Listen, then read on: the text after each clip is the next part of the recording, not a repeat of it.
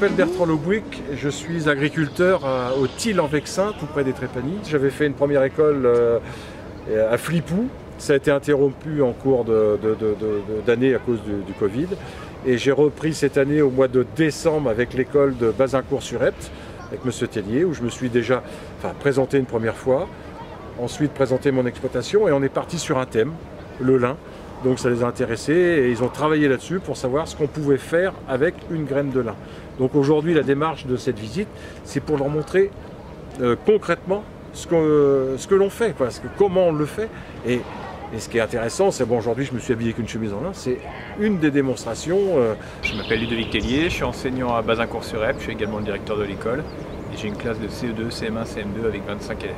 Ça serait un projet pédagogique annuel monté avec l'Éducation nationale et la Chambre d'agriculture des Andelys, qui s'appelle École et Agriculture et qui cherche à donner une image extrêmement positive et nouvelle auprès des élèves de ce qu'est l'agriculture et les agriculteurs locaux. Ils sont extrêmement intéressés depuis le début du projet.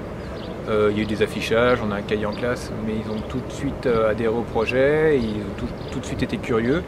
Ils ont cherché ce qu'on pouvait produire avec le lin, particulièrement.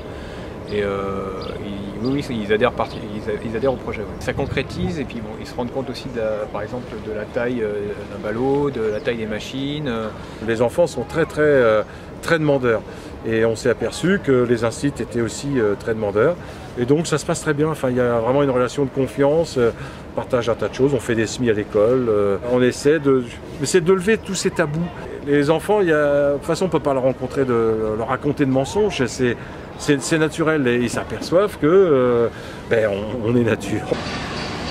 Je pense que dans chaque métier, il y a des caricatures de chacun, donc c'est vrai aussi pour le monde enseignant d'ailleurs. Donc c'est l'intérêt de ces rencontres-là, que ce soit pour les adultes de l'école, pour les enfants, pour les familles. Et je pense que c'est aussi pour ça que ces projets ont été construits, c'est pour pouvoir dialoguer, se rencontrer, se connaître sur des réalités, pas des représentations. Alors je vous écoute, c'est quoi le programme de votre journée? Vous êtes venu faire quoi ici? Alors on est allé voir la coopérative de lin, donc avec un agriculteur qui s'appelle Monsieur Loïc. Vous aviez déjà mis les pieds dans une ferme? Vous saviez ce que c'était un petit peu qu'une ferme? Un petit peu. Est-ce que vous savez à quoi ça sert un agriculteur? L'agriculture, à produire quelque chose, oui. Et donc Bertrand, là, il produit quoi lui? Il fait quoi? Qu'est-ce que vous avez retenu de cette journée? Il produit du lin et des pommes de terre. Et son fils, il fait des légumes. D'accord. Alors moi, les pommes de terre, je sais bien que ça se mange, mais qu'est-ce qu'on fait avec le lin? Ah mais vous parlez librement, allez-y. Des chaussures. On peut faire l'intérieur de skateboard, des intérieurs de voitures. On peut faire aussi des trousses, des vêtements, etc. Des tableaux de bord, l'intérieur des portes. Du shampoing aussi. On peut aussi faire peut-être du beurre. Et est-ce que ça vous donnerait envie d'être agriculteur un jour? Oui. Et faire quoi alors? Produire du lin. Récolter. Produire du lin. Donc ça vous donnerait envie d'être agriculteur? Oui. Et est-ce que vous avez entendu des fois les agriculteurs, on les accuse de polluer un petit peu avec les... Oui, beaucoup parce qu'il y a les usines. Et il y a aussi les tracteurs avec l'huile qu'ils mettent dedans. Monsieur Lubik, lui, est en agriculture raisonnée, il ne met que des produits si c'est nécessaire. Oui, il nous l'a expliqué. Le lin, il n'a pas besoin. Le lin, il n'a pas besoin de produits. Et il vous a expliqué que ce matin, il travaillait avec des GPS, non? Oui.